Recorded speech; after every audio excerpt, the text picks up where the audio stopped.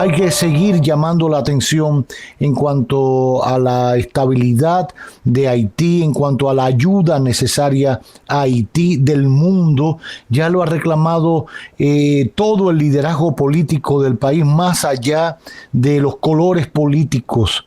Lo hacía el presidente Fernández en Barcelona ayer, lo hace Quique Antún ayer a la salida de una reunión en Palacio con José Ignacio Paliza, el ministro administrativo de la presidencia. Lo han hecho el resto de los líderes políticos. Hay que llamar la atención al mundo. No, por mucha fatiga que haya en la diplomacia hacia Haití en el mundo, no pueden llegar sin aliento al nuestro. Hay que llegar con aliento y con buena resistencia para seguir colaborando, porque nosotros por sí solos no podemos. No es un asunto de miedo ni la avalancha que venga, que por supuesto eso pone los pelos de punta a cualquiera. Es un tema de humanidad, de viabilidad social, política, dejar que los haitianos construyan su modelo político, económico, social, que quepa dentro de este contexto caribeño y latinoamericano, pero debemos acompañarlo porque ha llegado a una crisis tan grande, que no hay manera de salir si no es con un acompañamiento. Quiere decir que se viene aquí claro, arrastrando desde hace muchos años. Así es, Cavada. Y mira, Alba, ya Haití, hoy, según nos contaban algunos colegas haitianos de Puerto Príncipe, Caguayano, en Fort Liberté, en Yamel, que conversábamos con ellos vía telefónica, nos manifestaban que ya alrededor del 80% del territorio haitiano está tomado por las bandas armadas. En pleno centro de la capital, por ejemplo, Les Salines, que es la zona donde está ubicada próximo al puerto principal de Haití, el puerto de Barruc. Ahí, por eso se exhibe ese desabastecimiento. Ahí no penetra la policía haitiana, no puede penetrar. A cada momento se están produciendo balaceras. Esta banda del G9, Alfa-Mi, que es Familia y Aliados, que la dirige Jean Cherizer, que tiene pretensiones políticas, dicho sea de paso.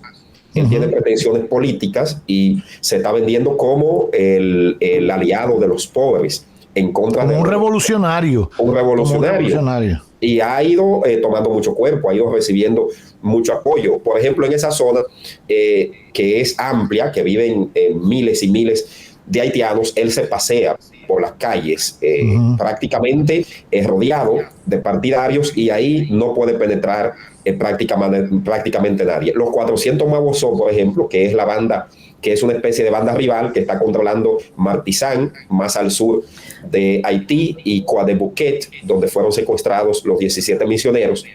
En esa zona tampoco penetra la policía haitiana. Si nos vamos aquí por el norte, San Mac y esa zona también están siendo controladas por las bandas. O sea que cada vez más el poderío de las bandas se incrementa. El primer ministro Ariel Henry no puede asistir a los actos públicos porque su integridad física y la de los funcionarios de su gobierno interino pues están amenazadas. Aquí se ha planteado la viabilidad de un fideicomiso con una administración internacional que se haga cargo de Haití durante los próximos 20 años, con una intervención externa no limitada solamente a lo militar, sino de manera integral en términos políticos, en términos de acompañamiento, que nosotros entendemos que esto sería viable para que Haití pueda ir saliendo de esa crisis, que no es una solución a corto y mediano plazo, pero... ¿Y qué opinan los haitianos de esa posibilidad? Bueno, nosotros hemos conversado con algunos de ellos. Algunos están opuestos a la intervención militar per se, porque ellos dicen que Haití ha tenido ya numerosas intervenciones y no ha logrado resolver la problemática que ellos están enfrentando. ¿Y cuál sería la solución viable desde la óptica de los haitianos? Que yo entiendo que es la primera que hay que escuchar y respetar. Sí, algunos de ellos afirman, algunos de los líderes políticos con quienes nosotros hemos conversado, de que ellos tienen la capacidad por sí solos para ponerse de acuerdo, pero la práctica es otra cosa, porque no lo ha logrado. Por el momento no se vislumbra un liderazgo en Haití que pueda llevar la voz cantante y que pueda unificar a todas las fuerzas, tanto las fuerzas políticas, las fuerzas sociales, las fuerzas religiosas, estos mismos de los revolucionarios, de las pandillas, que hay algunas de esas bandas que representan fuerzas ocultas o poderes ocultos que lo están apoyando y le están suministrando armas de fuego y otro tipo de apoyo logístico para que ellos puedan generar y seguir propiciando ese clima de inestabilidad política y social que está viviendo el vecino país de Haití. Así es. Qué bien, qué buena explicación. Ahí tienen más o menos un panorama lo más amplio posible de lo que ocurre en Haití.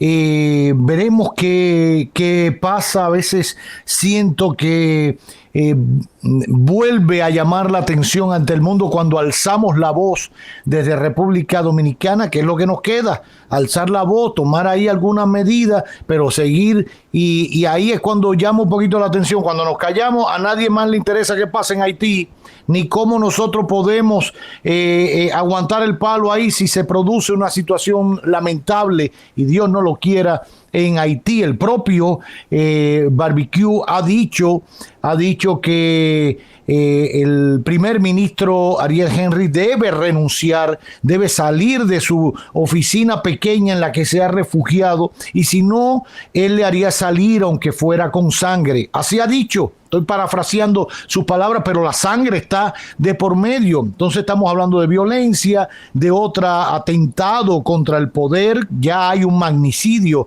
a Jovenel Moïse, el expresidente, lamentable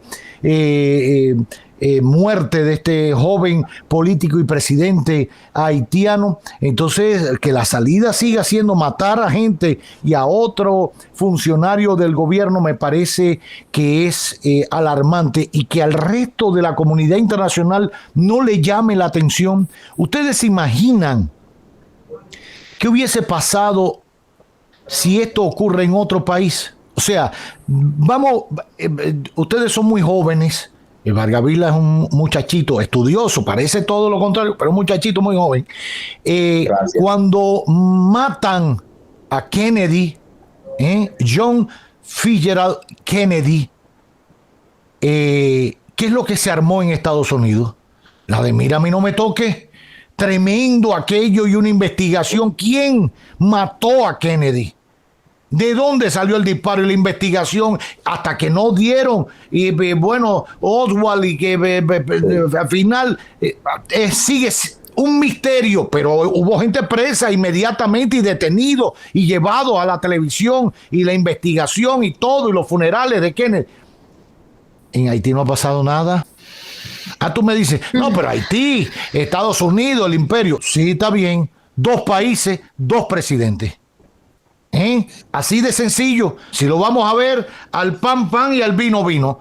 2 países, uno un imperio, el otro un país el más pobre del continente, que uno dice, bueno, ¿y por qué hay que reclamarle a Francia? ¿Y por qué hay que reclamarle? ¿Por qué? Porque Francia estuvo hasta el otro día, por llamarle de alguna manera, cobrándole a Haití el precio de haber sido el primer país que se liberara de la esclavitud en este continente. 150 así de sencillo. 150 millones de francos. Hoy esa cifra equivaldría a 21 mil millones de dólares. Le cobró, no sé si hasta un año, en la década del 30, estamos hablando desde el 1890 y pico, que fue la rebelión de los esclavos, y se liberaron de la colonia, de la corona francesa. 1804.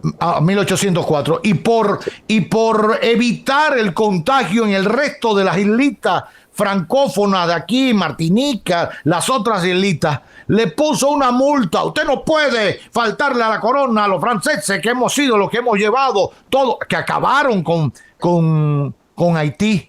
Y se llevaron todo lo que había en Haití los franceses. Y con todo y eso, le estuvieron cobrando hasta 1932 o 34 del siglo XX una multa por su independencia. Óyeme cómo va esta historia. Un dato interesante, Cavada, Miralba, agregar a eso que usted ha señalado, totalmente cierto y de acuerdo, es que en el 2004, Jean Bertrand Aristide, presidente en ese entonces de Haití, convoca a los representantes diplomáticos de los diversos países acreditados ante Haití a una reunión al Palacio Presidencial de Haití, que en ese momento todavía estaba, porque se derrumbó en el terremoto del 2010, incluyendo a la legación diplomática de Francia. Y en ese escenario, él le exige a Francia que le devuelva esos 150 millones de francos a Haití, equivalente a en dólares en ese momento, para ellos poder comenzar a afrontar la crisis y salir del estado de calamidad. Bueno, pues a los 2 días, Jean Bertrand Aristide es derrocado utilizando a un elemento que había sido entrenado por las fuerzas militares de los Estados Unidos y la CIA, Guy Philippe, que hoy está preso en la Florida por narcotráfico y lavado. O sea, cuando uno analiza y pondera todos estos elementos, uno dice, caramba, pero tanto la comunidad internacional, principalmente Estados Unidos y Francia, se han hecho de la vista gorda y no le ha interesado ayudar a que Haití salga de esta situación de convulsión social en la que se encuentra. Y esto es algo lamentable. La República Dominicana, como usted bien señalaba, aunque somos su vecino más cercano, todo lo que ocurre allá nos afecta, repercute, pero somos un país que también tenemos nuestras propias situaciones y tenemos que ir solucionándolas como nación. Nosotros lo que podemos hacer, como usted bien ha dicho, Cavada, es dar la voz de alarma, dar la voz de alerta, plantear acciones de soluciones, pero bajo ninguna circunstancia nosotros como país podemos intervenir en los asuntos internos de Haití, sino limitarnos a llamar, a pedir la intervención, a pedir la ayuda, a ser solidarios con ellos, como hemos sido. El país más solidario con Haití ha sido la República Dominicana, sin lugar a dudas. Así es. Vargas Vila Riverón acompañándonos en este magazine que no tiene nombre.